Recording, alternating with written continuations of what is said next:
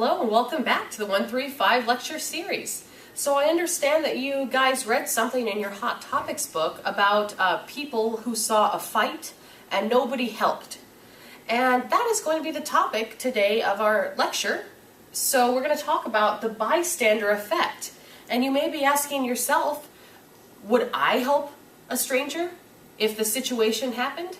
So we're going to go ahead and we're going to talk about first the definition of the bystander effect.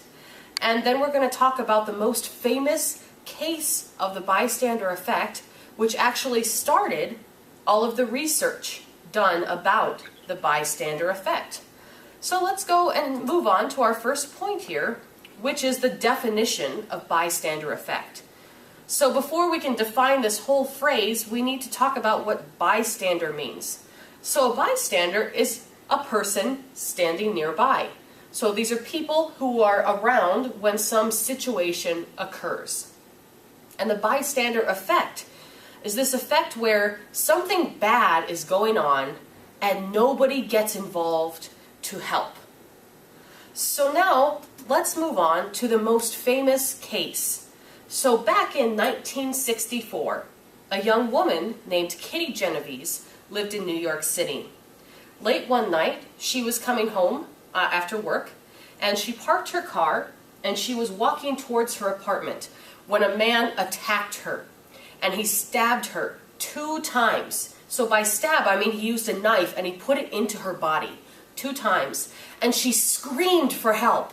"Help me! Oh my God, he stabbed me!" And there were lots of people around in their apartments at this time.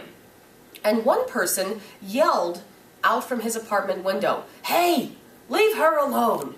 So the man ran away, he got in his car, he drove away, and Kitty Genovese, she got up and kind of walked towards her apartment.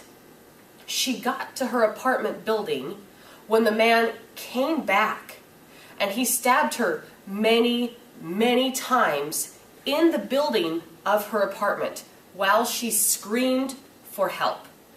And while this was going on, nobody called the police. He attacked her, he stabbed her multiple times, and as she was dying, he raped her. This all took around 30 minutes, and during that time, not a single person called the police. Now later, when the police investigated, and they went around and they interviewed all of the neighbors, they found that at least 38 people heard Kitty screaming for help. And so then the question is, why? Why didn't somebody do something to save this woman? Maybe if somebody had called the police earlier, she could have lived, right? So you can see here in this picture, these people are walking by this man who may need help. He's lying on the ground. And you can see some different things that people might be thinking. So they might be thinking that he doesn't need help, he'll be fine, maybe somebody else will help, or in this case, oh, maybe he's just drunk. So you can see how even when there are lots of people around, if you need help, actually maybe none of them are going to help you. So this Kitty Genovese case caused a lot of psychiatrists and sociologists to start talking about this strange thing that happened. How could this happen? Are human beings really so cold and heartless that nobody cared enough to call the police? So they started doing some research, and they found this thing called the diffusion of responsibility. And the idea here with the diffusion of responsibility is that the more people who are around, the less responsible each person feels. So it's almost like, imagine it's like a weight of 500 pounds, and there are 500 people around. So each person only feels 1 pound of weight. But if there are only 2 or 3 people around, they're going to feel a very heavy weight. So that's how diffusion of responsibility works. That responsibility to get involved and help somebody gets spread out through all of the people who were around and see or hear the situation. So some researchers decided to do an experiment. So what they did is they told people that they needed participants to come in and fill out a survey. And they would have them come into a room, and then they would have smoke start coming from under the door. And they wanted to see if people would go and report this as an emergency. So what they found was, if just one person was sitting alone in the room filling out this survey when the smoke started to come, 75% of the time, that one person who was sitting alone would go and get help. So now they changed the experiment a little bit. They put two people in the room together to see if they would go and get help.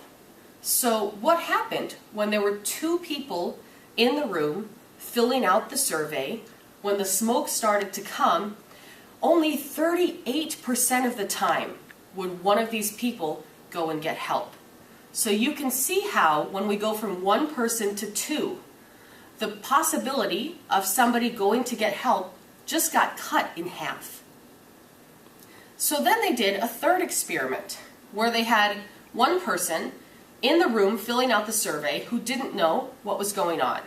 And then they had two people who were actually researchers, but the researchers acted like they were there to fill out the survey.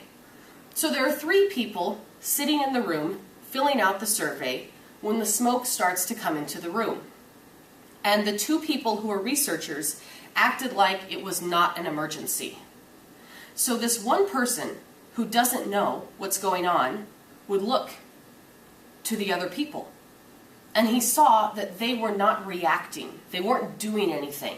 So he would also usually not do anything. So if you look at the numbers here, when there were three people in the room, the smoke coming in was only reported 10% of the time.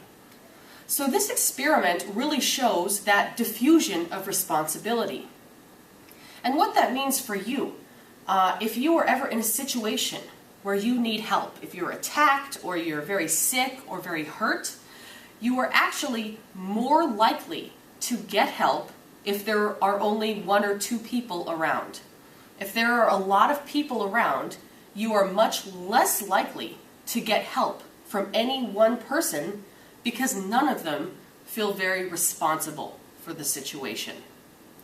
Well, that's all the time we have. Hopefully we can revisit this topic and look at some more factors that influence bystander effect.